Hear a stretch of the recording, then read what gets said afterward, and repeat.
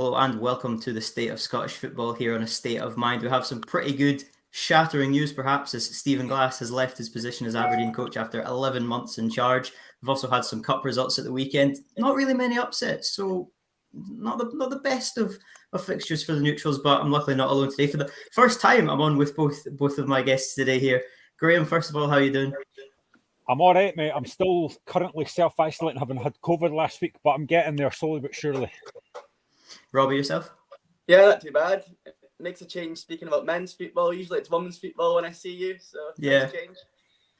Oh, well, we can talk about Hibs' 12-0 victory over Gartcairn if we want, but I think we have to start with Stephen Glass. And Robbie, I don't think this has surprised a lot of people. It was a very strange appointment, and the whole season, it seems like the next game he could have gone. There were so many occasions where if he loses at the weekend, he's going to go. And 2-1 defeat against Motherwell in the Cup did prove to be the final nail in the coffin.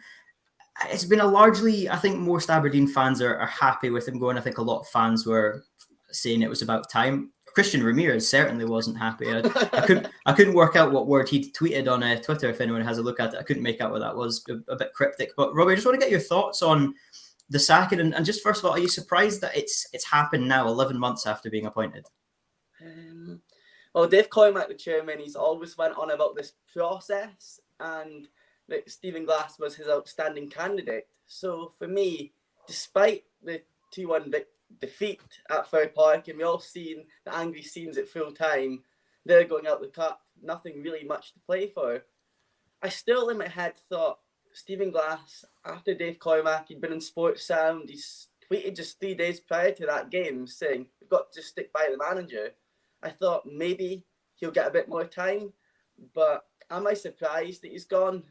Probably not, because the form has just been abysmal, especially away from home. Can't buy a win away from home, and it's one of these, when you go 1-0 up so early on in a cup tie, you think you can build momentum, but the players just down tools really, and just didn't look like they'd get back in it. So it's disappointing, and I think I do feel sorry for Stephen Glass. I don't know, as outsiders, what you even thought about the whole thing in general, but I just think if I was Stephen Glass, you would take that job on, but I think it was always, he was in a hiding to nothing taking that job on, try to replace Derek McInnes' tenure. Graham, from a Hearts point of view, an outsider, neutral looking at Aberdeen's situation, what were your thoughts on Stephen Glass's departure, and did you think it was time for him to go? Yeah, I mean, to be honest, when he first arrived, it had the kind of Ian Cathro vibes about it. Inexperienced manager at a big club like Aberdeen. You wanted it to work out. You wondered how it would go. He had Scott Brown there with him, but it's not really worked. He's had some decent results. To be honest, the game against Celtic last week, when they went 2-0 down, you're thinking this could be an absolute hammering here. But to be fair to them, they did well to come back into that game. And if I was an Aberdeen fan, I would have had a lot of positives for that game. They've ended up losing the game, but the second half, they played a lot better. And you're thinking, can they carry that on to the cup game? They get the early goal through Ramirez, who's been fantastic, but then defensively, they just look so poor. I mean, it doesn't help when your goalkeeper's dropping things. It's, if you've got a goalkeeper like Gary Woods who looks so short of confidence, your defenders must be thinking, I can't trust him. So I think once they got beat, I think the inevitable probably was going to happen. But I do feel sorry for him. You never want a manager to get sacked, and especially a guy like Stephen Glass who comes across as quite a decent guy, but it just hasn't worked out for him. It seems to be a common theme this season, managerial sackings. We've had so many from top clubs across Scotland, and I think if you look at the top 5 clubs in Scotland in the Premiership, Robbie Neilson is the only man who's been in charge for over a year at their current club at the moment, which is pretty bizarre. But obviously, Robbie, prior to Stephen Glass, Derek McInnes was in charge for ages. He looked a stalwart in that club. And it was always going to be quite a big change going to Stephen Glass and the expansive football that it was going to play. Do you think that perhaps there was an argument to say he needed more time trying to change, that cultural reset of the club and what he was trying to implement? Yeah, I think Chris Sutton touched on that in a tweet saying that Glass should have got more time. And at the end of the day, football fans are fickle and modern football is a results business, and Glass wasn't producing results. I do see the other edge of that coin, that if they win tomorrow night against St Johnstone, the game in hand, the teams around them has been so bad that they could still be vying for a European spot. So there is something still to play for. Graham alludes to a great point. Against Celtic, I was down tools thinking, this is abysmal. We're going to end up getting thrashed. And we showed character second half. And I think it was a really good showing. In myself and most Dons fans would have thought, going to that Motherwell Cup game, emulate that second half performance, and we'll be into the quarter final, because we've seen a lot of positives there. But I think for Stephen Glass, could maybe be in the character of a nice guy. I know he had a lot of people. He didn't have an experienced assistant. I think that was a bit of a concern for me. Alan Russell was there, great striker coach. Most of Aberdeen's goals are from set pieces, both goals against Celtic from the training ground. So wouldn't criticise him, but it just didn't seem to work. You could see, I don't even know if you, like, how much games Aberdeen you both see, but from highlights, you can see what he's trying to do. Like, Derek McInnes didn't play the best style of football, but managed to get results most of the time and produce Europa League places. Whereas Stephen Glass, he tried to play football, had a lot of possession, but just didn't score enough goals. And the catalyst for disaster for me was the transfer window in January. When you don't recruit another striker, I wouldn't blame Glass for that, because he's been in the media since saying they was looking, he was wanting one. And I think that's inevitably cost his job in a sense as well, because they are creating chances, but you can't rely on Christian Ramirez to just score all your goals. Great. Robbie makes an excellent point there about how football is a results-driven industry. And although some of the football under Derek McInnes wasn't the best, it was effective. And I think at the end of the day, you know, when you look back on a season, you don't really care how you win a game. You just want to win the game. You take a 1-0 victory if it means getting the 3 points, getting that European place, rather than a fancy 3-3 draw or something like that with a bit of better football. Do you think perhaps that at the end of the day, although Stephen Glass was trying to change things, just the results weren't there, and for that reason, Aberdeen were forced into this change? 100%. It's a results-driven business, and that's all that matters. I mean, yes, as a fan, you want to see attractive attacking football. I've not seen that at Tynecastle for a while, so you just want to see attractive attacking football, and it just wasn't really happening for Aberdeen. I think, as Robbie said there, you know, Ramirez, if it wasn't for him, who knows where Aberdeen would be right now, because he's scoring a lot of their goals. I think the start of the season, they did all right. You know, they played United start of the season, they looked decent. They played Livingston away, they looked decent. And you think, maybe he's onto something here. But then, you know, every away game just seemed to be a real slog. They couldn't get a result. And I just think, as I said, the game against Celtic last week, if I'm an Aberdeen fan, I'm looking at that second half thinking, yeah, this is it. I'm seeing a lot of character. I'm seeing a lot of team spirit here. But the game on Saturday was just another disappointment for them. And I think what Robbie said earlier about, like, the best manager that Aberdeen could find, for me, it would worry me slightly about what were the rest of the candidates that Aberdeen had before they appointed Glass, like, if they were appointed a relative rookie. I think the next appointment they've got to get right. I know we'll come on to that, but they have to get this right. And I think, you know, will tomorrow be a season-defining moment for them if they beat St Johnstone? I don't know, but it's a game that I think they really have to go there and win it to Dodge at home. Definitely. It's one of those results as well where you think it's kind of perfect for a new manager to come in. Obviously, Saints struggling. It's a perfect opportunity to come in and get 3 points. But, Robbie, I want to go back to the very start of the season, and it looked to be a really bright point for Aberdeen. Of course, the European results, I think it was a 4-0 victory over Häcken or a 4-1 victory? Yeah, they beat Häcken and Wiedeblick at the start of the season and then fell to Karabakh. But I totally would agree. The European run, the football they was playing, especially against Wiedeblick, Funzo Ojo turned into... That was when we thought we've got a whole new signing on our hands, because he'd been shipped out to Wigan under Derek McInnes in his final season. Didn't think we'd see him again. And there was that sense of positivity around Aberdeen. We had one of the best songs we've had in a while. A few good songs about Stephen Glass. We had the Red Shed this season. Like, things were just filling on the up. And I think that's why the sense of disappointment that we're losing Glass. Not because... on a human point of view, but just because you want continuity as a football club, and we all wanted it to work out for him.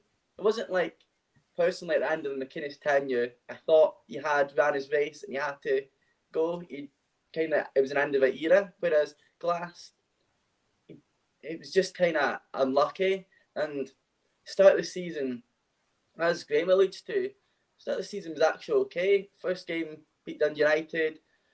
League form was okay, and then go to Wraith in the cup. He makes, I think Glass will admit that now, he made 5 or 6 changes, and it just didn't work in his favour. And it was a better team. It was a perfect example, actually. A better team against Wraith, try to pass the ball into the net, but they took their chances. Aberdeen didn't. And one thing I wanted to point out that was Stephen Glass's catalyst this season as well. The amount of games that they lose by 1 goal, and sometimes it's just being too open defensively. I've linked it to, on another podcast, Tottenham at the weekend, the defence being wide open when they're trying to play an attacking brand of football. And I think that was Stephen Glass's problem at times, that it's getting that balance between getting your wing backs, which, fair play to Stephen Glass, he got Jack McKenzie and Calvin Ramsey out of nowhere because didn't feature really under Derek McInnes, and put them into the first team, showed faith in them. And there's been some price tags on Calvin Ramsey since that's quite high, but it must be hard as a manager, not sticking up for him, but it must be hard to come in and try emulate, as you say. McInnes might have not been the prettiest, but when you set the bar so high as such, would you say? Yeah, I think it's always, especially when a club has had that manager for such a long period of time, and they've been successful as McInnes was, consistently up the top of the table there. It's always going to be difficult to sort of come in. And going back to the summer transfer window as well for Aberdeen, it looked as if, it's the old phrase of who won the transfer window. Aberdeen had a brilliant window, in my opinion. Obviously, the two young fullbacks have been two of the best fullbacks, as you say there, Jack McKenzie and Calvin Ramsey. And then throughout the rest of the team, the likes of David Bates coming in, Declan Gallagher on a free. I thought Gallagher was a really good signing, especially when I think Celtic were linked to him as well. It was quite a lot of clubs compete for him. Scott Brown coming in on a free. Matty Longstaff at the time looked like he was going to be a really good signing, but that one didn't quite work out. Obviously, Christian Ramirez. Yeah. Christian Ramirez as well coming in. He's been fantastic. But Graham, do you think, even though he was back in the transfer window, it just didn't quite work out, and the team couldn't quite get going? There's been a few issues. I know, obviously, Gallagher and Bates. I think Bates has had a few injury concerns this season. It's just been a little bit all over the place. It has been, and I've got to be honest, I don't know why, but I was just a massive fan of Jet. I just think he looked really good when he came in, and again, that just hasn't really worked out either. They've relied so much on Ramirez, and as Robbie said, they're not losing by many goals. They're only losing by a goal. They just don't have that other threat. I think when I looked at Aberdeen at first, I thought that midfield balance of Brown and Ferguson in midfield looks really, really good. But again, they've not really been at it. Defensively, as you said, David Bates, he was linked for Hearts as well, and I'll be honest, I'm glad we never signed him, because I'm not a massive fan of him, but I think for me, and I said this on one of the podcasts as well, that I think for me, Calvin Ramsey has been outstanding for Aberdeen. I've watched him a couple of times against Hearts, and he's always really impressed me. He's got a lot of energy, gets up and down that flank, and to be fair, he likes to get mixed up with the fans as well, which I find quite funny. But I just think, it just has been an experiment that just hasn't worked, and you never want to see a manager lose his job, especially a young manager like Stephen Glass, but just things haven't really worked out. I think for me, the biggest disappointment for me would be Scott Brown. Somebody that's a leader in that team, and he really hasn't led by example. I think I noticed a couple of times on Saturday. For me, I think he bottled out of a couple of challenges in the build-up to Motherwell's first goal. And I just think for me, a guy of his experience and his quality, it hasn't worked out for me for Aberdeen. Robbie, I want to get your thoughts on Scott Brown, because obviously coming into the season, he'd left Celtic after an unbelievable time there, leaving as club captain. Obviously, I think he was 35, 36 in the summer coming in. He was taking that sort of player coaching role coming in as well, and he instantly became the captain, which is obviously massive to come into a team and instantly pick up the armband. How do you think that signing has sort of gone so far? Because I think a lot of people were expecting him to go on and become captain. I know in the summer as well, he was linked with a return to Hibs and a few other clubs, but obviously the Aberdeen project appealed to him the most. But from Aberdeen's point of view, how do you make that signing out? Yeah, as now you point it out, it actually was quite a good transfer window in the summer. I think that makes it even more disappointing. I forgot it was just last summer some of these players came in, but Brown, I was excited when he came in. A trophy laden spell at Celtic, he won it all. He's a player that everyone hated, but you want in your team. And I'm one of those, I don't think I'd put it down the whole blame on Scott Brown. I said Craig Brown. He's been retired a long time. Yeah, but Scott Brown for me it probably has been disappointing in terms of you want him coming to Aberdeen, giving that winning mentality through the side. And an ex-player, Tenkat, was saying on Twitter about it must be hard for the players when your assistant coach is also playing, and for their character on the pitch and all that sort of stuff. And I don't know if Scott Brown's just struggling with that balance, because I was at St Mirren away what was it, last month, and Scott Brown was awful. I'm the first to stick up with Scott Brown and say he's been a fantastic signing, but sometimes he has been below par, and if your captain's like that, that's setting an example for the rest of the team. And it does seem to be away from home, because Aberdeen's home form is actually pretty good this season, but away from home, often Ibrox away aside when Brown scored that amazing diving header.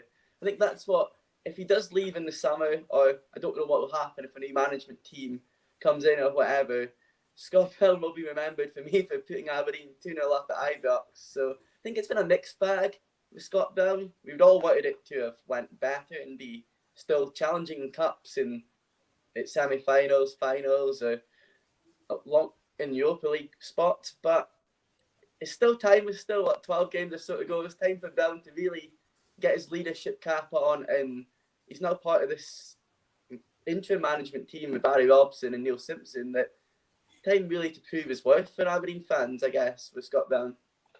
I think the moment I'm going to remember from his time at Aberdeen, at least this season, was when Kent got sent off in the recent game, and he's waving him off the pitch. That kind of went viral. I thought that was just it's just classic. Yeah, it's just classic Scott Brown, isn't it? But I think as well, from Aberdeen's point of view, obviously things haven't been great. And looking around the table, coming into this season, since 2022, Hibs, Motherwell and Aberdeen haven't won a single league game. I don't think they've scored many league goals either between them. And the only time the two teams met was when Hibs and Motherwell met 0-0. Graham, do you think that's played a part in Aberdeen's decision as well? The fact that teams like Hibs and Motherwell have been dropping points rapidly and Aberdeen haven't been able to take advantage of that? Because obviously as well, in recent weeks, Hearts haven't been great. And yet that 10-point gap at least is maintained from third to fourth place. I've had this discussion with a couple of folk, and to be honest, as much as I'm delighted that Hearts are third, a big part of that is down to the fact that the teams around us have not been very consistent. You know, they can't win games. You just spoke about Aberdeen, Motherwell and Hibs there. For a few weeks, I thought United would be a real up there with us, and they've kind of fallen away as well. I think if you're Aberdeen, you know, you're still in with a very, very good chance of, you know, that top six finish. I think if they get the right manager in, they can still have a decent season. I know they're out both cups, but in the league, they can still have a decent season. But they've just, as I keep saying, I just feel really sorry for Stephen Glass, because I think he comes across as a really nice guy, but it's just not worked. And, you know, sometimes nice guys don't really do well in football. I think if Aberdeen can win tomorrow, that would be a massive 3 points for them. You know, we know St Johnstone have not been great, but tomorrow they have to start winning. They've got to get back on track and start winning. And I think that game tomorrow at Pittodrie, you know, I think Barry Robson will be in charge interim. He will, I'm sure, have the players fired up for this. But it's a game for me that they really have to go and win at home against a struggling St Johnstone side. If it's one of those, you have to take advantage of it. And I guess this is the tough question as well that comes with it. Barry Robson taking over this weekend. But Robbie, do you have any thoughts on who you'd like to see take over? Obviously, a lot of names at the moment flying around. I think Jack Ross might have been a couple of the favourites I've seen in the odds. I think Scott Burns was reporting that last night as well. Do you have anyone who you'd like, or possibly anybody that you don't like, or is it just a bit of a tough one as well at the moment? I know from a Hibs point of view, when Jack Ross was sacked towards the end of 2021, there just wasn't an obvious candidate out there. There wasn't a name that you just thought, yep, he'll instantly come in just screaming out. But I think it's a similar situation to Aberdeen. I can't see somebody who would instantly come in. I mean, Neil Lennon's name obviously is going to get thrown into the mix with Scott Brown connections, and I think anytime a big job goes up for grabs in Scotland, Neil Lennon is instantly thrown into the mixer. So what are your thoughts on who could come in next? Yeah, it's a tough one. I was watching, just before I came on here, I was watching Barry Robson's exclusive interview on Red TV as Aberdeen interim boss, and if he could speak like that in the dressing room, he came across really well. But Stephen Glass also came across really well, and he's a likable guy in the media. So I'm not going to read too much into that from Barry Robson. I know his under-18s Aberdeen sides are getting a lot of plaudits, and he's a very highly regarded young manager. And I think Barry Robson will go on to be a great leader on the pitch as well, much like Scott Brown and the guy who I said I wanted to replace Derek McInnes, and I still wouldn't be against replacing Stephen Glass, and that's Jim Goodwin. I think he's done a fantastic job with St Mirren. They're now in the top 6 in the league, and on the budget he's on, he seems to have that balance of, I think, behind Celtic and Rangers, or maybe Hearts, the least defeats. I know there's a lot of draws there this season, but I think he's got something good going with St Mirren, and another one of these guys that as a player, a leader, and just seems a good guy as well. And I think with a bit more money at Aberdeen, he can do a good job and be a safe pair of hands. I know some fans have say, "Oh, it's unambitious from Aberdeen," but I wouldn't be against that. Jack Ross, Stu Newett might be able to give me more insight on him. I don't want Jack Ross. I think he's a predictable appointment for Aberdeen. He's free at the moment. I think he'd be good in an interview. He'd probably come across well and say the right things. He's done that reasonably well at Hibs. Sunderland's a poison chalice, so he probably can't look at that and then submitting. But I would get behind him if he got appointed, but he wouldn't be my first choice. And then there's some wild ones that I've seen like on Twitter, and Football Scotland was saying what the Bodo Glint manager, who obviously they're playing against Celtic, linking into the Don's job. I think he's won back-to-back Norwegian league titles. I'd love that. I don't know how realistic that would be, but as you say, it's one of these waiting games / like things can change so quickly. Stephen Glass was, you knew he was going to be manager. I don't think that process ever happened because sources was telling me about 6 months before McInnes was sacked that Stephen Glass was going to be the next manager. But this time, I think Dave Coymack will have learned there's been a bit of criticism going his way in recent weeks, so he needs to get this appointment right. And appointing a Neil Lennon or Jack Ross, just to me, is a bit of a safe SPFL merry-go-round appointment, even like Paul Lambert. So I'm not too sure. I don't know what you guys think would be a good appointment for Aberdeen, considering I got told the 2 options of a 4-candidate list last time involved Stephen Glass and Sean Maloney, and we've seen how Sean Maloney struggled at the start of his tenure. Definitely. I think Jack Ross would just be a massive sideways step, to be honest, for Aberdeen at this point of view. Graham, do you think as well, like, it can always be quite difficult for a manager to come in halfway through a season, and we are sort of coming towards the summer now. Do you think it could be a point for Aberdeen to just stick with the assistant and the coaching staff that have been selected now with Brown, etc., until the summer, try and ride out this season, and then start afresh in the summer? I mean, I really like Jim Goodwin as well. I think he's the youngest manager in the Premiership as well, or it might be Maloney now. I think Jim Goodwin's done a fantastic job, and I think certainly in the summer he'll be ready for that step up to go to a bigger team in Scotland. I think he's really talented. So I think that's a great shout, Robbie. To be honest, I'd take it with Hibs, but yeah, I think he's a really good one. What are your thoughts on that, Graham? Do you think they should just go straight for another manager now, or do you think they should possibly wait until the summer to get that permanent one in and have a transfer window as well? Because obviously, when a new manager comes in, they often try and bring in a few of their own players. Ole Solskjaer's free. I was actually thinking of Solskjaer in the back of my mind. You know that when Robbie said back-to-back Norwegian titles, I thought, Solskjaer won a back-to-back Norwegian titles, I'm sure, a few years ago at Mull. Don't want another PE teacher at Aberdeen. It's the reverse Ferguson, isn't it? Instead of going from Aberdeen to United, he's going from United to Aberdeen. Robbie, it could be worse, mate. You could go for Craig Levine, mate. No. I think, for me, I think you're right. Aberdeen have got to get this right. Do you know, if you're an Aberdeen fan, do you want to get somebody in now? I think I would preferably have somebody in now to work with the squad that he's got. You know, he knows what he's going to want to get rid of in the summer. He knows what he's going to want to keep. I think Jim Goodwin's a brilliant shout. I think he'd be a really good appointment. I kind of agree with you, Struan, on the fact that I'm not saying as a Hearts fan, I just don't think Jack Ross would be a great appointment for Aberdeen.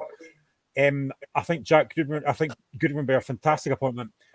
I don't know whether we go left field. I actually said this a couple of days ago. Now, I don't know if this is out with left field, but if you look at the job that David Robertson's done at Real Kashmir, I think he would be somebody that would go into the Aberdeen dressing room and really get them sorted, because the job he's done at Kashmir has been outstanding, and he doesn't tend to get linked with a lot of jobs in Scotland.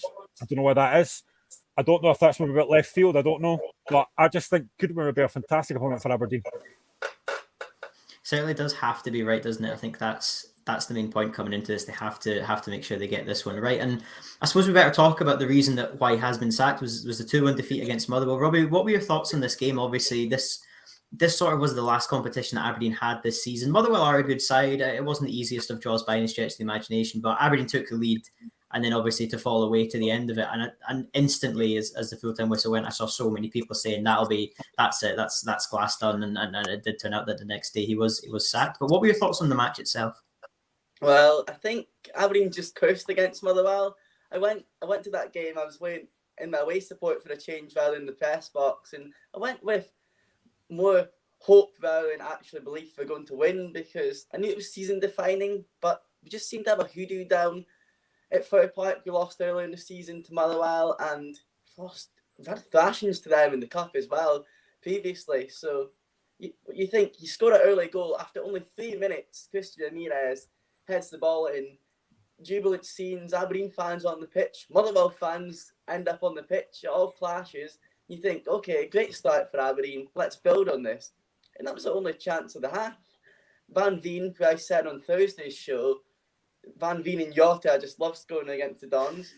Van Veen, yet again, doesn't score all the time, but every time they play against Aberdeen, he scores, which, fair play, it was all right goal, but then the goal just as I was waiting to get my pie for half time, Connor Shields scores, and that's where I just want to lose it, because I wasn't happy with Gary Wood's with Celtic's goal the other day for not commanding his box, and then Jota's just at the back post, and this time it was just calamitous. And I know fans shouldn't get on players' back, but you could just tell every time he touched the ball from there on in was on his case, and he just looked like shell-shocked, like he couldn't even catch the ball when the ball boy chucked at him. And it's sad to say that, but he couldn't. And the fact that 38-year-old, I think, the 37-year-old Craig Sampson hasn't played since 2018, ended up having to be signed on the bench for Aberdeen on Saturday. Wasn't great for a backup, because if I had a decent backup,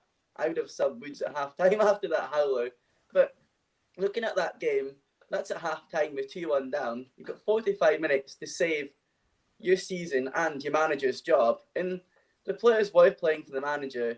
The only one that really, the two players that had any credibility at full time were Christian Ramirez and young Connor Barron, who came on as a sub. The rest of them just didn't really get going, and the embarrassment really, and that's saying it rather, like, I'm not going to shout at them on here, but guys like Declan Gallagher, we all said it'd be a fantastic signing in the summer, Scotland cap, Motherwell captain, just looked rattled and just didn't look comfortable at all. Seemed to get bullied out of aerial duels when that should be his bread and butter, really.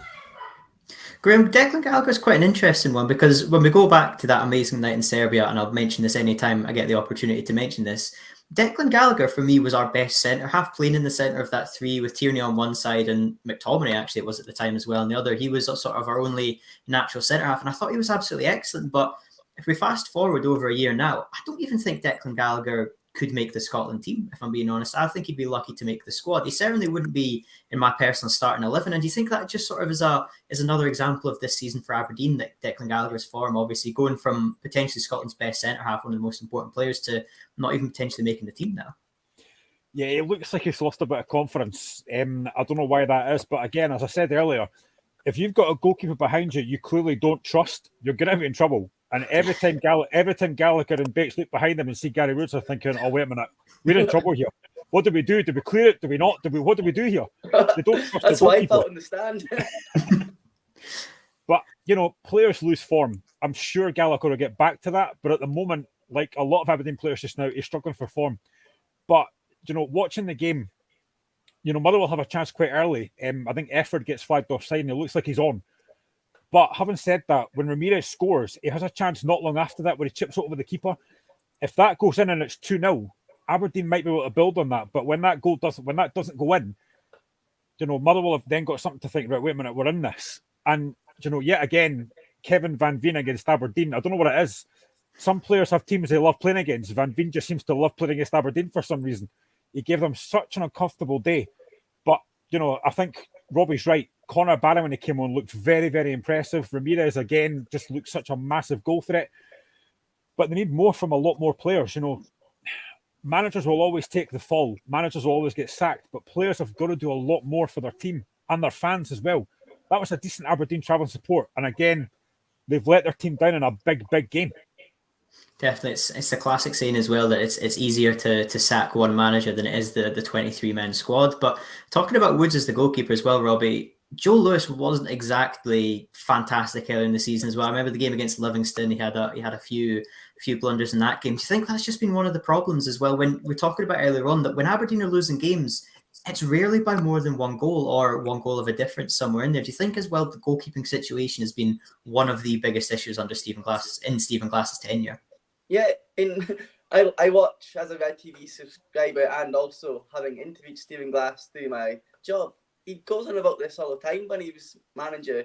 Individual errors are costing us. And he's shaking his head so much times that they play well and the possession stats great and a lot of shots, chances, but you could have 20 shots in a game. The opposition, like Joe Lewis, like we say, Gary Woods is bad. Gary Woods is bad, like in terms of you watch him and you think he's bad. Joe Lewis, you think he's good, but then he'll make the most silly of error. And we all know Joe Lewis, when he first came to Aberdeen, was a fantastic, reliable goalkeeper. But since the St Mirren Cup exit last season, it's been downward spiral for Aberdeen and just goalkeepers in general. And it's no surprise that they've been linked to Benji Seagrass of Dundee United and Sander Clark of St Johnstone, because I think that's an area that they really need to improve on. Could Gordon Marshall, the goalkeeping coach, is he the problem? I don't know. I don't know what the issue is, but as Graham alludes to there, Bates and Gallagher, if they're not looking confident, that could stem back on the goalkeeper, vice versa, and it's probably not helped. But maybe it's a sad fact that a lot of Aberdeen fans say they miss Andrew Considine in the back line this season, and he's 35. If you're relying on a 35-year-old, it says a lot, but he is very dependable, probably like Lou Stevenson for Hibs as well, kind of like a dependable defender. It's probably just not helped at all. There's not been any continuity in that team selection at all, especially in that back like five if you include the goalkeeper or the if you know what I mean. Definitely. I mean, he might be 35, but I'm sure he can still boogie.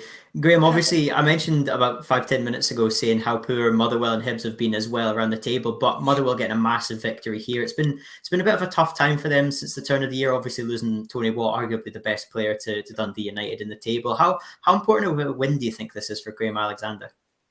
I think it's massive. Getting the draw for the next round tonight after the Peterhead Dundee game, we'll know who's got who. I think Alexander's done a good job. Losing a guy like Tony Watt, who, I'll be honest, I did not expect him to have the kind of season they did. Losing a guy like that was going to be massive, and it was going to be difficult to replace him. But Kevin Van Veen again, he's just such a massive threat, and that'll do him confidence good, getting that goal and putting that performance. I think Motherwell can build on this. Again, it's a results business. You need to get results, and that's a massive one. Yes, Aberdeen weren't particularly outstanding, but Motherwell, it's such a massive win. And to be honest, I think a lot of folk would have thought Motherwell would win that game at home because Aberdeen's put away form. But if Motherwell can maybe get to, I don't know, semi-final or final of the Scottish Cup, what a massive bonus that would be for Alexander. But it's a huge, huge win, and they'll be looking to build on that now. Yeah, definitely. And of course, they had come back from behind as well. I think just adds to the occasion. But we should probably move away from Aberdeen now. I think a lot of people are talking about Aberdeen. We'll move on to the team. Obviously, we just spoke about Jim Goodwin. St Mirren picking up a 4-0 win over Kelty Hearts. Kelty Hearts did fantastic to get to this stage. But Robbie, do you think that was just a bit of an expected result for St Mirren to kind of to blow them aside, really? Yeah, probably at home. Last time Kelty Hearts, they knocked out St Johnstone, did they? And that's when there was a moment when they had to walk through all the fans. But this time, Kelty Hearts, yeah, probably for them, League Two side, just a bit too much playing against an on-form St Mirren as well. And overall, for me, when I looked at that result and seeing Jordan Jones getting back on the scoreline, I think he said he wanted to move there and enjoy his football again. And I think that's exactly what Jim Goodwin will be wanting. Like, his recruits are coming in and making an impact. Definitely. I think Jordan Jones was one of these signings as well who didn't go under the radar during the transfer window, but you can see the impact he's going to make, and it didn't quite get the headlines it was going to. Graham, how important do you think this win is for St Mirren? They've kind of had an interesting start to the year, obviously a few good results, but they're always sort of in that mid-table. Are they going to finish in the top six, or are they going to finish in the bottom six? Where are they going to end up in the split? But a pretty assured performance in the Cup's got to do wonders for that team. Yeah, totally. I mean, Tony Fitzpatrick had said, was it last season, that he thought St Mirren could finish, I don't know, beyond top six, whatever it was. Listen, I think that's a massive win. I think for me, as a fan of another club, you kind of want the little clubs to do well, but it was just a step too far for Kelty, and St Mirren showed their professionalism. It was a good result, good performance. I'm a massive fan of Conor Ronan. I think he's a very good player. I wondered how they would do without Jamie McGrath there since he's left, but they didn't really need him against Kelty. But that, again, is another massive result. And again, you're in the quarterfinals. If you get a favourable draw, maybe at home, I don't know, maybe against the likes of Dundee United, I don't know. But that could be a massive result. And Jim Goodwin, there'll be a lot of people now expecting maybe for Aberdeen to come in for him now. Will he stay? Will he go? But that's a massive result. And I think, again, it'll be a massive confidence boost for St Mirren. Definitely. I think it's going to be one of these stories that's definitely going to heat up over the next few days, what happens with Jim Goodwin, because certainly of the managers in the Premiership and around possibly even the Championship, I think he's possibly the most likely to go to Aberdeen in terms of people who are currently in a job. But Kelly Hearts, I think, were the lowest ranked side in this round of fixtures. And so far, we've got 7 teams going through. The last game is Dundee Peterhead later on today. All the victors have been Premiership sides. We had a few cup upsets in the previous round. Obviously, Kelly Hearts getting to this stage, but Rob, it's sort of just been as you'd expect this previous round, hasn't it? There were a couple of Premiership ties. Obviously, we'll touch on Livingston Hearts in just a minute and Motherwell Aberdeen. But do you think that was just a little bit of a letdown, the fact that every single game was just the team you'd possibly expect to win? Yeah, from a neutral point of view, you always love. That's why people can slag the FA Cup in England, but then you see these lower league teams getting the day in the spotlight and beating a bigger team. You just love it. And this time it's kind of just as you were, but all the top teams winning. So it's sad, but it could all change tonight, could it? With the Blue Toon could maybe provide an upset, because James McTake's Dundee haven't been doing too great in recent weeks either. And I think Celtic Hearts, Kevin Thompson was annoyed that harsh reality is Joe Cardle missed a big chance when the game was 0-0, and then Jordan Jones goes on and scores. I think it was Alex Grieve opened the scoring actually.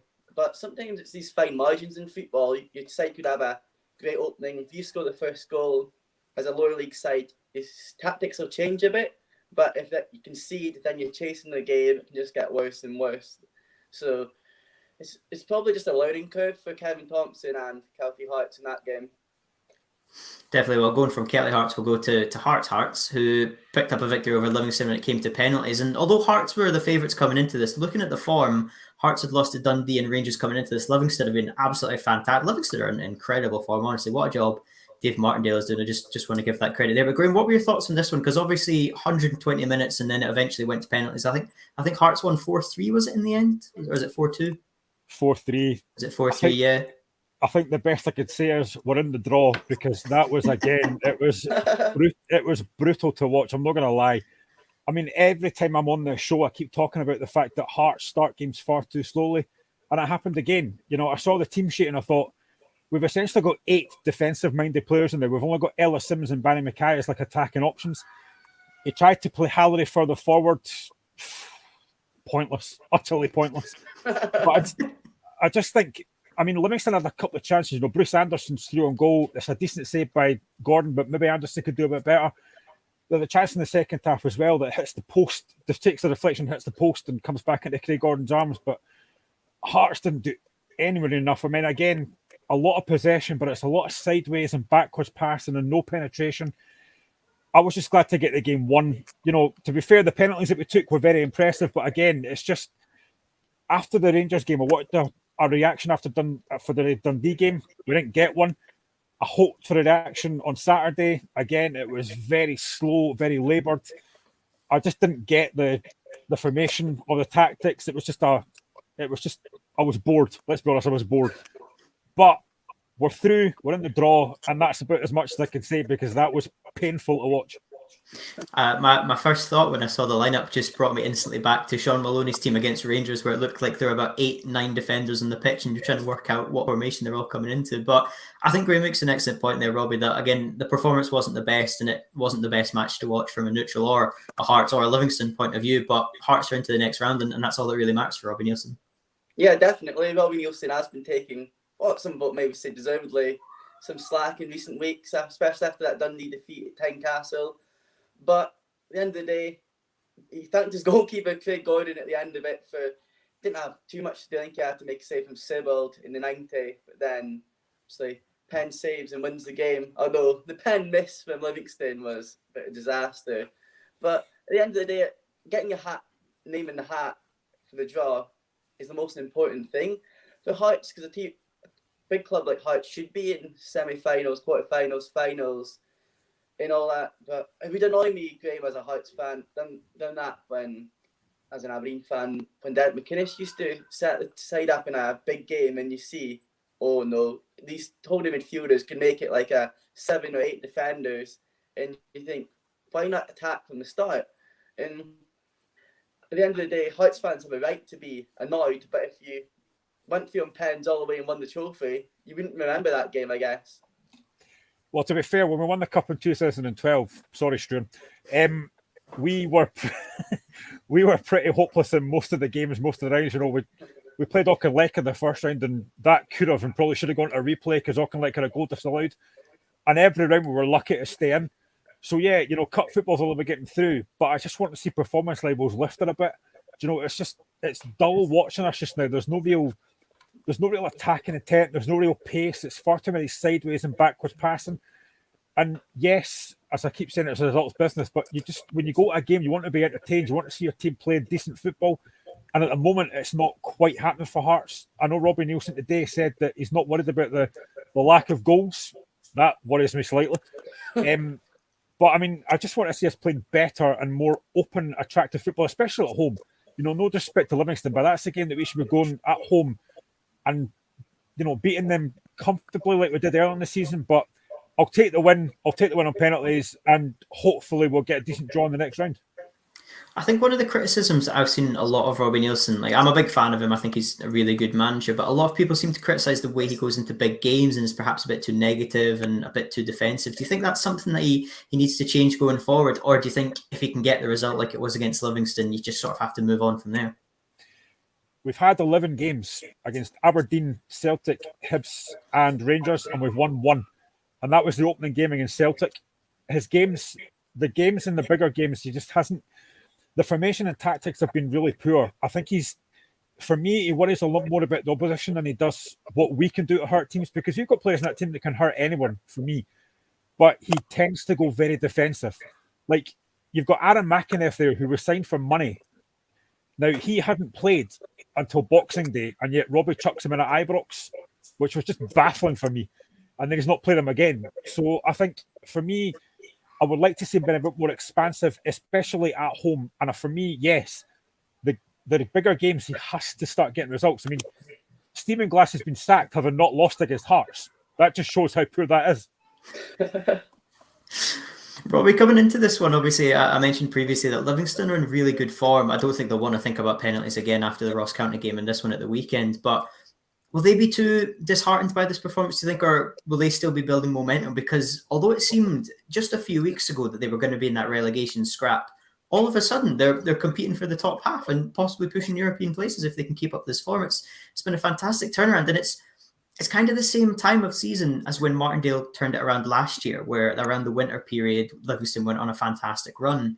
And once again, they're doing that now. Do you think this is just credit to how well this team and David Martindale have been performing? Yeah, I'm a big admirer of David Martindale. I've also seen people tout Martindale for the Aberdeen job. I don't think that would happen. I don't think it might happen. But he has done a tremendous job. And playing the match against Hearts on the BBC was Joe Newblake, who obviously was at Arbroath at the start of the season. Even getting him back, you got Bruce Anderson. They've got Alan Forrest, who scored against Aberdeen. I think he scored in the game afterwards as well, midweek. And they won't be disheartened at all. It's always sad when you go through 120 minutes, then penalty show, and then lose it. But the league form, they've got enough credit in the bank not to dwell on that too much against the Hearts side, who's third in the league, and Tynecastle's a tough place to go at the best of times. Not if you're Dundee, it's not. Well, speaking of Dundee United picked up a 1-0 victory over Partick Thistle. I think that was the only 1-0. Yeah, I'm just checking. That was only 1-0 of the cup round. So there was at least a few goals in most of the games, apart from the 0-0 with Hearts. But Dundee United, I really like the way they're going about things this season. Tony Watt finally broke his duct. It would be against Motherwell, obviously, last week. That's written in the stars, to be honest. And it was a 1-0 victory. Again, Ian Harkes, seems like that's happened so many times this season where he's the only man to get the goal. But Graham, do you think that's just a case of United have gotten the win and they can move on and kind of gone under the radar? I feel of all of the games that have happened this weekend, not much attention has been on Dundee United, because Partick Thistle are in good form. I don't think that's a bad win at all by any stretch of the imagination, even though they are in the two different leagues. Yeah, I actually thought Thistle might just sneak that one. I mean, that was a proper cup game, because that state of that pitch was horrendous. I don't know how you can play football on that, but it's a great finish from Ian Harkes. And listen, I've been a massive fan of Thomas Coates all season. I think he's done a brilliant job at United. Getting Tony Watt in is just that little bit of added spice. And I just think United are just going to go from strength to strength. But to get through a very difficult cup tie at a very difficult place like Firhill. Again, depending who they get in the draw, they could have a decent chance to maybe get into the next round. But I think Thomas Coates would be delighted with that. Going away from home, a really difficult venue on a really awful pitch, and they'd be delighted to get out with that with a victory. I think Dundee United are kind of coming across as a bit of a cup side to me, the way they've been playing. You know, they've been so solid defensively, and although they went out of the League Cup to Hibs, it was quite a lucky victory for Hibs when you think about the decisions that were given that day against Dundee United. I think as well, they've got match winners in that team like Tony Watt, who can grab your goal at any time, and they're so strong defensively. Benjamin Siegrist can win a game by himself effectively. Robbie, do you think Dundee United could go quite far in this competition? Yeah, definitely. Obviously, it can depend on the cup draw, but when it's cup competition, anyone can beat anyone. You see St Johnstone knocking out Rangers last season, Xander Clark involved in that, and you just never know what's going to happen in a cup competition. In that game, I thought it was a potential banana skin because Partick Thistle are no mugs as such, and the goal for me and Hux came against the run of play really, and Seagrass made good saves from Kevin Holt and Cammy Smith, and it was a tight affair, so for them to come through that on a horrible pitch, credit to them. Definitely. And well, speaking of banana skins, I think definitely one coming into this weekend was Hibs versus Arbroath. Obviously, Arbroath, please get promoted, just for the sake of the cinch, please do it. Coming up against Hibs. Hibs' form under Sean Maloney recently has not been great. Shots on target have been few and far between. Graham, coming into this one as well, Arbroath took the lead. It had to be Craig White, and it was written in the stars. He could have gone 2-0 up. A really sort of strange offside call where it seemed only Ryan Porteous was actually switched on and made an unbelievable challenge to keep Hibs in the game from that point. But then Hibs did take control of the game and won 3-1 in the end. But there was quite a lot of individual moments in this game. Obviously, Kevin Nisbet getting a goal. They've been few and far between against, well, I suppose Cove Rangers is the other one in the cup. Chris Mueller getting off the score sheet as well. Debbie Mitchell getting one. Do you think this was a good win for Sean Maloney just to sort of get a bit of confidence back into this team? Obviously, a few players coming back from injury as well. Definitely. I mean, that was a very, very potential banana skin. And as you say, going 1-0 down, you're wondering how the Hibs would react to that. And to be fair, they reacted very well. You know, you're right. I mean, it was a very bizarre situation. Well, Craig White was miles offside, but he left it, and everyone else seemed to leave it as well. I mean, that could have ended up easily in the back of the net for a second goal. But to be fair to them, after that, Hibs completely controlled the game. You know, Demi Mitchell, it's a great ball at the back post and a good header. And after that, Hibs had a lot of control. You know, they played some really good football. Although second half, I think, start the second half, again, White has a chance to go through and make it 2-0, and it's a poor touch. If he scores that, or 2-1 even, if he scores that, you never know. But Hibs were very, very professional. It was a very good finish by Kevin Nisbet, and I think he needed that. You know, he has been so badly off form. It was a great finish as well. And then for Mueller to get the third goal, stop it off. But it was a very professional job for Hibs. And as you said, they came into that on very poor form, and that could have been a potential tricky game for them. But they come out of that really, really well. And again, into the draw. And as you say, I would love to see Arbroath coming up because I would love to see Dick Campbell in the Premiership. That would be absolutely brilliant. I'd love it so much. There were a few interviews going on before it as well, and Dick Campbell was making the point that, you know, promotion is what they have to do. You know, that in itself would be a miracle. And although they did try in the cup, and I think they give a really good account of themselves by all means, but the promotion campaign is definitely the priority for Arbroath this season. And there's a few players as well who I thought had good games. I thought Gaston, there was a double save he made against Nisbet. The first one was quite good, and then when Nisbet tries to lift it over him, he gets a hand to it. I thought he had a good game, and I just thought, although Hibs were, you know, very good towards the end of it, they did see out the game. I thought Arbroath gave a really good account of themselves, and Robbie, I think a lot of people just want them to come up now, and especially as well just to see Dick Campbell in the Premiership. It's just one of these things we all want to happen, and I think as well, this game was obviously on the BBC, which was great because it gave a lot of people a chance to watch it, and I think that's a lot of people, the first time a lot of people have actually seen Arbroath and seen Gayfield and everything about the club. Yeah, I think so.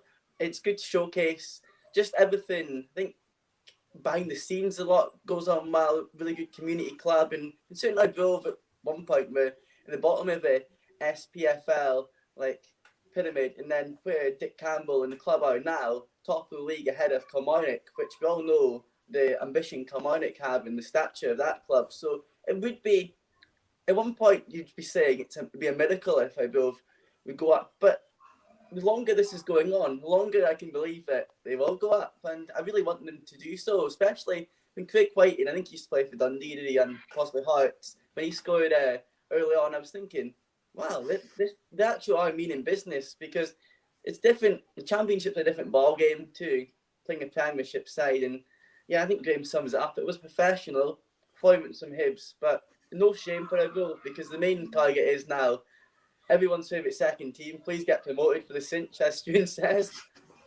See, when they went 1-0 up, I was genuinely terrified what was going on. And I want to get both your opinions on this, that certainly amongst Hibs fans, it's been quite a divisive decision of Matt Macey coming straight back into the starting 11. Obviously, Kevin Dabrowski got his first start against Hearts, and I thought he was really good. I think he was named man of the match for that game as well. And obviously, he's a young keeper. But Matt Macey, since he's recovered from that injury, seems to have come straight back into the lineup. And although he's got that experience, I think my sort of opinion on him this season has sort of gone down a bit as the season's progressed. I don't think he's quite been hitting the heights. I don't know if that's because Dabrowski's there, you've got that competition, you think give him a chance, there is somebody else there. But Graham, I'll come to you first. What have you thought of Matt Macey obviously coming into this one? Because again, a lot of people were criticising him for this game in particular. I mean, I think I can only assume that Dabrowski's been told, look, you played well against Hearts and that, but when the main man comes back, you're going to be out the team, which is disappointing because he was excellent against Hearts. I think Matt Macey said his doubters, obviously not in this game, but I mean, the guy's over 6 foot, and again, he doesn't really come for a lot of crosses, does he? And he's got errors in him. Every goalkeeper's got errors in him. But I think if you're Dabrowski, you'd be disappointed that you've been left out after the performance against Hearts. But, goalkeepers are one of these positions that if you make a mistake, you're going to probably get left out. It's a difficult position. But he didn't really do a lot wrong yesterday, Macey. But I think if I'm Dabrowski, I'd be slightly disappointed that I was left out. Rob, would you agree with that? Yeah, I totally agree. After listening to his interview after the Edinburgh Derby, just loved it. So finally getting his a game for the club. So yeah, I think Macey, he's one of these dependable enough SPFL Premiership keepers, but he has, as Graham says, he has mistakes in him. But all keepers do. Definitely. And well, we've got time now just to touch on the two Old Firm clubs. Start with Celtic, a 4-0 victory over Wraith Rovers. I should point out as well, actually, they beat Alloa Athletic to get to this stage. Barry Ferguson has left the job today as well, so that's another managerial sacking within the past 24 hours. But a pretty dominant and professional display from Celtic, wasn't it, Graham? 4-0. Can't really ask for too much more from them. It was. And do you know what I like about Ange Postecoglou? They've won 4-0 against Wraith Rovers, pretty comfortable. But he wants more. He basically came out and said that he can't stand people switching off after 45 minutes. And I think that's great management. They've won the game very comfortably, but he's demanding more. And I think every manager should demand more from their team. They had a couple of scary moments. I think there was a penalty shout for Wraith Rovers. But I think apart from that, Celtic were very good. And I think for me, the turning point in the game, I think, was Jota. I mean, that boy is just absolutely brilliant. He's so good. He comes off the bench and he got man of the match as well in about half an hour. I think it was good to see Giakoumakis getting a goal for Celtic. Yes, it was an easy finish made by Jota, but I just think that'll do him a lot of confidence to get a goal. And in the end, Celtic really cruised it. But I just think for someone like Postecoglou to come in and go, do you know what? I want more. I think that's pretty good for a manager to say that.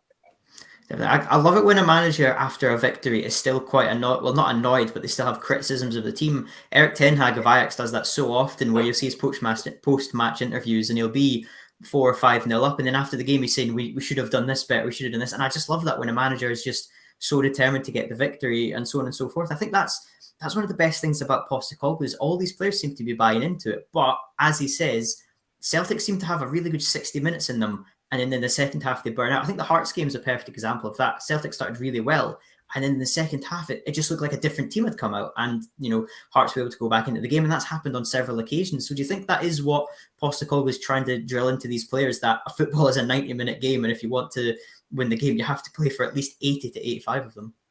Yeah, you don't want your standards to drop. You're going for a title, you're going for what could possibly quadruple. You want to keep the standards high. You want to keep those standards high. So you've got to get all the players buying in. And I think, to be fair, a lot of those players have been. They've not really had a 90-minute performance from Hatate yet. But again, he's an exceptional talent. They've still got like Kyogo to come back as well, who will be an absolute guarantee start when he comes back. They've just they managed to bring Julian on yesterday again, which is another massive sign for them as well, who's a very good defender. So they're getting a lot of players back. You know, they've still got like Sir James Forrest there. Mikey Johnson, you know, maybe wasn't brilliant, but I just think you have to, when you're a club like Celtic and Rangers, you have to demand standards, and Postecoglou is demanding that. And I think if you're a Celtic player, you want that. You want to be setting standards for yourself and demanding higher. And I think that's fair play to him yesterday for coming out and saying, look, I want 90 minutes, I don't want 45. And I think that's great. Definitely. I saw a great picture on Twitter earlier on of the last team that Christopher Julian played with for Celtic and the team now. And it's just 12 months apart, and it's ridiculous. The defence, you know, Diogo Laxalt, Christopher Ayer are part of that. The up front as well, Griffiths and Edward were the strikers in the mid. It was just ridiculous to see how the team's gone. And you'd expect as well Julian coming back, Kyogo, they just come instantly into that team, and Celtic get a lot stronger. And obviously, they'll need to remain strong because Rangers giving them a great competition at the top of the league at the moment. They secured a 3-0 victory. Robbie, what were your thoughts on this one from Rangers? Again, similar to Celtic, just a comfortable performance in a game that you'd expect Rangers to have won that quite easily. Yeah, well, was it Anning's manager Kevin Murphy said before the match that anything more than a 4 or 5-0 victory for Rangers would be a failure for them. Well, it was only 3-0, so could you say it was a failure? It was a professional enough performance for them, considering players like Hollander made changes, and like Alex Lowry, Finch players got a chance. Sakala got a goal. I think it might not be the best performance, but beating lower league opposition, that's what you've got to do. Just a club like Rangers, get through that tie. The whole spotlight's on you if you slip up. They got through it, and then the next round, and it's positives that they managed to give a run out to players that might have not had as much game time, that could put themselves in the thoughts of Giovanni Van Bronckhorst. Definitely, it was a really interesting goal from Sakala as well. Whether or not he meant it, I think that's definitely for debate. And no chance. No chance, yeah. None. He did the Ronaldo celebration as well, so that just added to the occasion. But you talk about players getting a chance. What I thought was interesting is that Amad Diallo and Aaron Ramsey, the two big signings, Aaron Ramsey certainly the big signing that they got in January, both got assists here. Graham, do you think that's important for the team that these players are sort of coming into it? I mean, you'd expect Aaron Ramsey, once he is up to full fitness, he would walk straight into that starting 11. But do you think that's good for them to sort of get integrated into this team and obviously helping out with the goals? From playing in Turin against teams like Roma to playing against teams like Annan, I mean, that must be a bit of a culture shock for him. But, you know, fair play. You know, the guy's an absolute class act. We all know that. And I think he will certainly add Rangers another dimension. Personally, do I think they needed it? I don't know. I think they need another defender in. But listen, he will be a very good signing for Rangers. And as for the other guy as well, what was his name again? I can't remember his name. Amad Diallo. That's the one. Yeah, again, he looks another very good player. I think both Rangers and Celtic are looking very, very strong. I think this title race, as I said last week, is going to go right to the wire. But I just think, you know, Aaron Ramsey is such a quality player, and it'll do him good to get minutes in his legs as well. Definitely. I think that's what I like about this title race at the moment, is that both old firm teams have depth now. Both of them seem to have strong squads. I think that's what Celtic last season was, that depth, and at the start of this year coming into it. It's definitely an interesting one. And I hope Peterhead win tonight, because I don't want 8 Premiership sides to be in the draw. Even though we could get an Edinburgh derby, a Dundee derby, and an Old Firm, I'd like a wee upset there. I'd love Peterhead to go all the way. But that's all we've got time for tonight. I'd like to thank Robbie and Graham for joining me here. We'll be back again at the same time tomorrow, where hopefully Peterhead will have picked up Dundee and that game will be analysed. But that's all from us today, and we'll catch you tomorrow. Cheers.